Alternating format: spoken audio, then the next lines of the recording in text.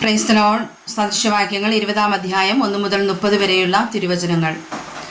വീഞ്ഞ് പരിഹാസിയും മദ്യം കലഹക്കാരനുമാകുന്നു. അതിനാൽ ചാഞ്ചാടി നടക്കുന്ന ആരും ജ്ഞാനിയാകയില്ല. രാജാവിന്റെ ഭീഷണം സിംഹ ഗർജനം പോലെ. അവനെ കോപിപ്പിക്കുന്നവൻ തന്റെ പ്രാണനോട് ദ്രോഹം ചെയ്യുന്നു. വ്യവഹാരം ഒഴിഞ്ഞിരിക്കുന്നത് പുരുഷന് മാനം, എന്നാൽ അത് ഏതു ഭോഷനും ഷണ്ട കൂടും. മടിയൻ ശീതനിമിത്തം ഉഴാതിരിക്കുന്നു, കൊയ്ത്തുകാലത്ത് അവൻ ഇരക്കും, ഒന്നും കിട്ടുകയുമില്ല. മനുഷ്യന്റെ ഹൃദയത്തിലെ ആലോചന ആഴമുള്ള വെള്ളം, വിവേകമുള്ള പുരുഷനോ അത് കോരിയെടുക്കും.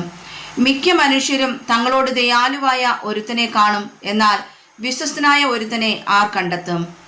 പരമാർത്ഥതയിൽ നടക്കുന്നവൻ നീതിമാൻ, അവന്റെ ശേഷം അവന്റെ മക്കളും ഭാഗ്യവാന്മാർ. ന്യായാസനത്തിലിരിക്കുന്ന രാജാവ് തൻ്റെ കണ്ണുകൊണ്ട് സകല ദോഷത്തെയും പേറ്റിക്കളയുന്നു.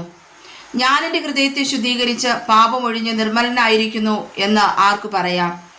2 തരം തൂക്കവും 2 തരം അളവും, രണ്ടും ഒരുപോലെ യഹോവയ്ക്ക് വെറുപ്പ്. ബാല്യത്തിലെ ക്രിയകളാൽ തന്നെ ഒരുത്തൻ്റെ പ്രവൃത്തി വെടുപ്പും നേരുമുള്ളതാകുമോ എന്ന് അറിയാം. കേൾക്കുന്ന ചെവി, കാണുന്ന കണ്ണ്, ഇവ രണ്ടും യഹോവയുണ്ടാക്കി. ദരിദ്രനാകാതെ ഇരിക്കേണ്ടതിന് നിദ്രാപ്രിയനാകരുത്.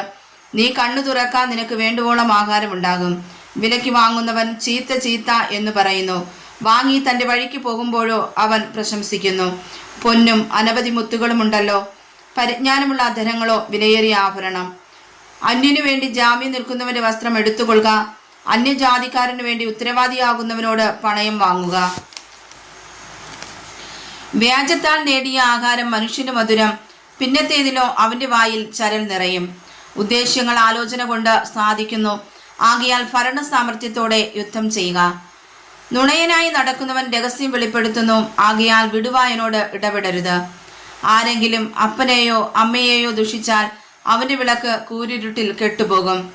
ഒരു അവകാശം ആദിയിൽ ബന്ധപ്പെട്ട് കൈവശമാക്കാം, അതിന്റെ അവസാനമോ അനുഗ്രഹിക്കപ്പെട്ടിരിക്കുകയില്ല. ഞാൻ ദോഷത്തിന് പ്രതികാരം ചെയ്യുമെന്ന് നീ പറയരുത്. യഹോവയെ കാത്തിരിക്ക, അവൻ നിന്നെ രക്ഷിക്കും. 2 തരം തൂക്കം യഹോവയ്ക്ക് വെറുപ്പ്, കള്ളത്തുലാസും കൊള്ളരുത്. മനുഷ്യന്റെ ഗതികൾ യഹോവയാൽ നിയമിക്കപ്പെടുന്നു, പിന്നെ മനുഷ്യന് തന്റെ വഴി എങ്ങനെ ഗ്രഹിക്കാം? ഇത് നിവേദിതമെന്ന് തത്രപ്പെട്ടു നേരുന്നതും നേർന്ന ശേഷം നിരൂപിക്കുന്നതും മനുഷ്യനൊരു കെണി.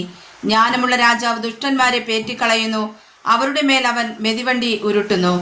മനുഷ്യന്റെ ആത്മാവ് യഹോവയുടെ ദീപം, അത് ഉദരത്തിന്റെ അറകളെയൊക്കെയും ശോധന ചെയ്യുന്നു. ദയയും വിശ്വസ്തതയും രാജാവിനെ കാക്കുന്നു, ദയ കൊണ്ട് അവൻ തന്റെ സിംഹാസനത്തെ ഉറപ്പിക്കുന്നു.